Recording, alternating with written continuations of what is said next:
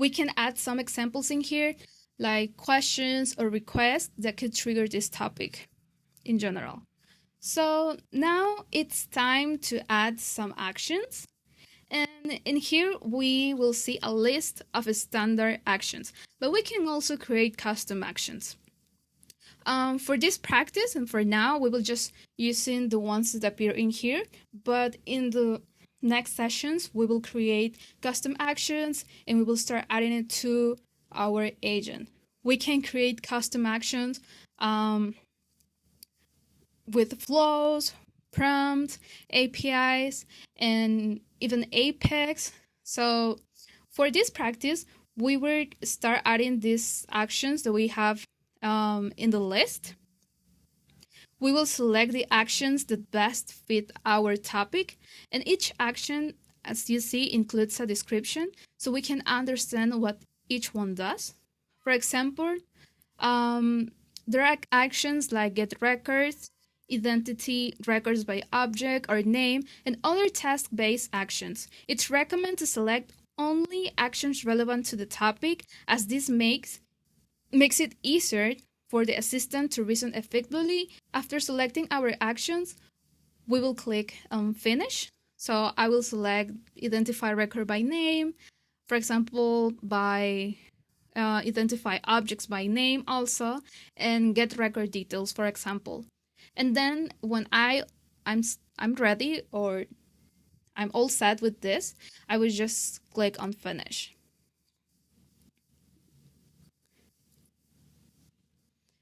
So back to our Topics tab, we will see our newly created topic with all its details.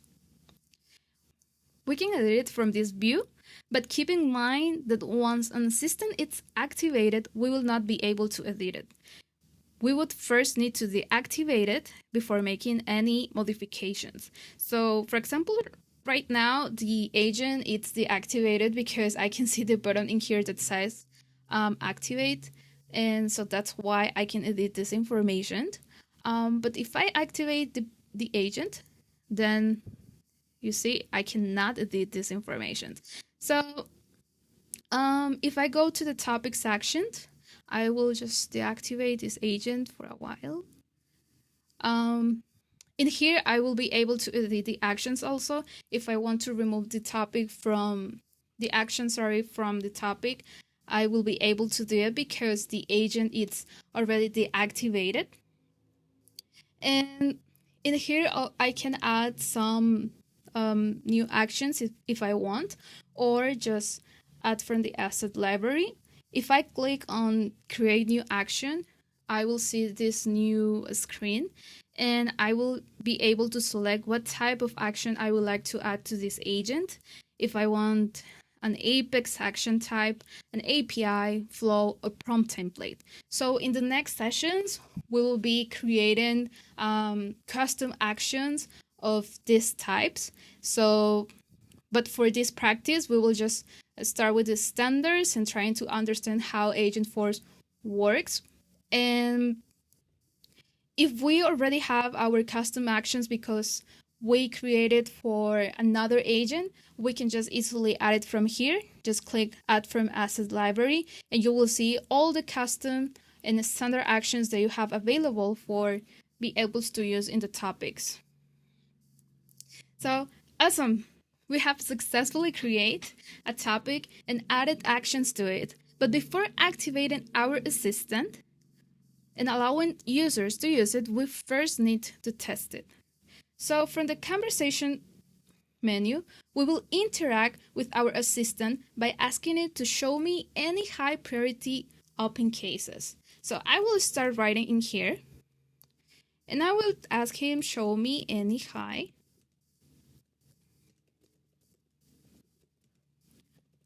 open cases. And the agent will start analyzing our request and reasoning the prompt. So you can see it said, I look for high priority cases that are still open, but there are no results at the moment. So there are no results, there are not high priority open cases, but as you can see, we can we can know what the agent did. So this pen in the middle of the screen represents the Agentforce reasoning engine, determining how to complete the request task.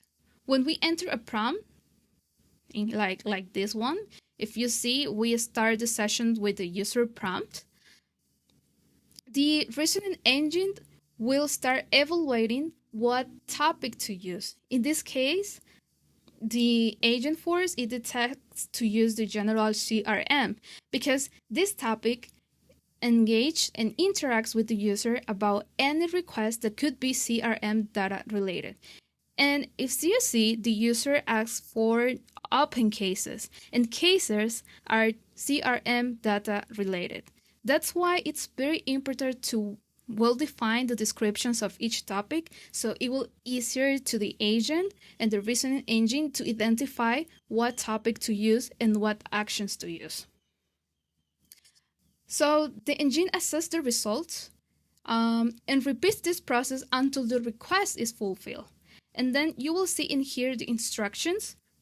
What instructions did the Agentforce to try to get a response for the user, and then what actions has available and which one adapts better to the request or to the prompt of the user, and then the agent identify which action to select. And for this prompt, the agent selects the query records because query records finds and retrieves Salesforce CRM records based on user input and specific conditions, such as field values. So as you can see, the user asks cases, that it's an object on Salesforce, and it's asking for records because it's saying show me, and high priority for this context will be the condition.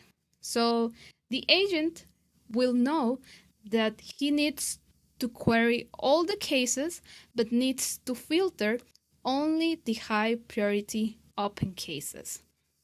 And then it will get an output, and based on that output, it will generate the agent response.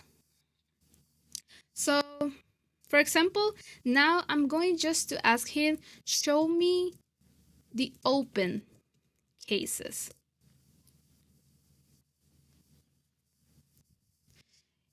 Okay, so it is starting analyzing our request. It's start to do like the same that he did in the last request.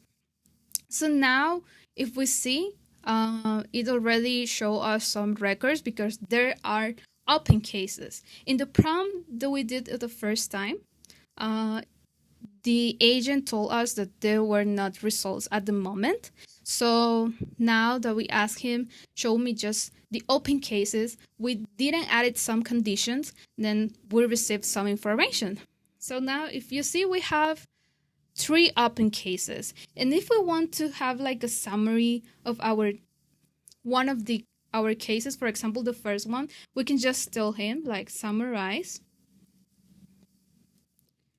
the first case.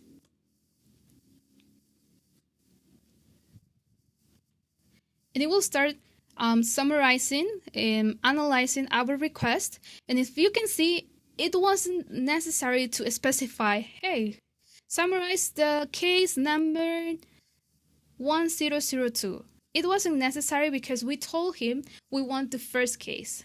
So he already identified and he got the context of our conversation to generate our response. So if you see, he returned us our summary of the first case, and the panel in here, it shows us what topic he used, what actions are related to that topic, and which action he used.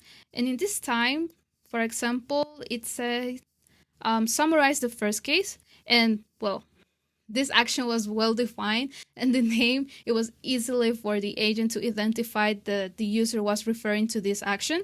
So this action, it's basically for summarize a single Salesforce CRM record, and you must call summarize record only if the user explicitly asks for a summary. summary, recap, highlights. So this description helped the Agentforce to identify easily that we were referring to this process. And after the agent identified what to do, he took the record ID and then just start processing like the information and trying to build the response of the user. Do you remember that part of the instructions we put that never ask an ID to the user? So in this chat, the Agentforce, he didn't ask for an ID to the user because we just say first case. So he didn't ask like, what's the ID of the case? He just automatically detects that we were referring to the first case that we have in here.